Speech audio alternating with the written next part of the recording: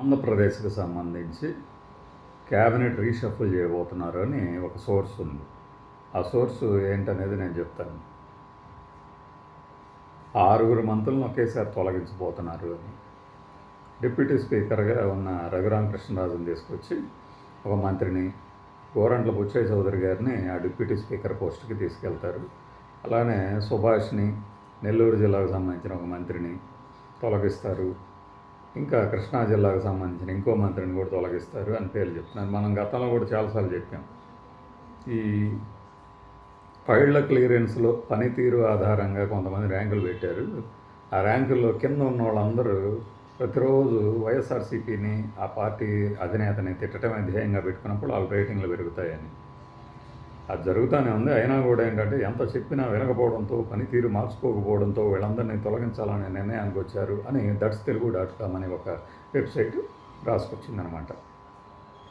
ఇందులో నెల్లూరు జిల్లా నుంచి ప్రశాంత్ రెడ్డిని, వెంకటరాజుని తీసుకుంటారట.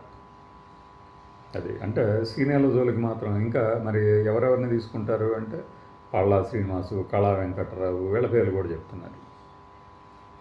అట్లానే మనకి కోణతాల రామకృష్ణ గారిని, పాత వైఎస్ఆర్సీపీ కాంగ్రెస్ లీడర్ అయిన జనసేనలో ఉన్నాడు కదా, కందుల దుర్గేష్ గారిని కూడా తీసేస్తారు. అంటే వీళ్ళంతా చీప్గా ఉన్నారు కదా. టీడీపీ మంత్రుల గురించే పేర్లు చెప్పరు. జనసేనకు సంబంధించిన ఆయన ఒక ఆయన పేరు చెప్పడం.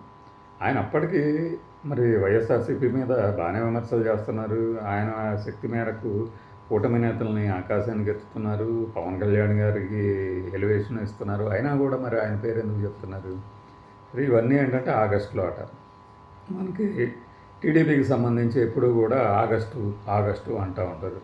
ఎప్పుడో ఎన్టీఆర్ గారిని దించేసింది అప్పుడే, దాని తర్వాత మళ్ళీ ఇది నారాయణ భాస్కరరావు గారు, ఆ తర్వాత చంద్రబాబు నాయుడు గారు దించేసింది అప్పుడే. కాబట్టి ఆగస్టులో అనగానే టీడీపీకి ఒక సెంటిమెంట్ లాగా ఈ పాత్రికేయ మిత్రులు రాస్తుంటారు, కానీ అంత సీన్ లేదు. ప్రతి సంవత్సరం ఆగస్టు వస్తుంది పోతుంది. మరి ఈసారి ఈ రీషఫ్లింగ్ జరిగితే పాపం ఏమని రీజన్స్ చెప్తారు, అది మనం చూడాల్సి ఉంటుంది. అది బై.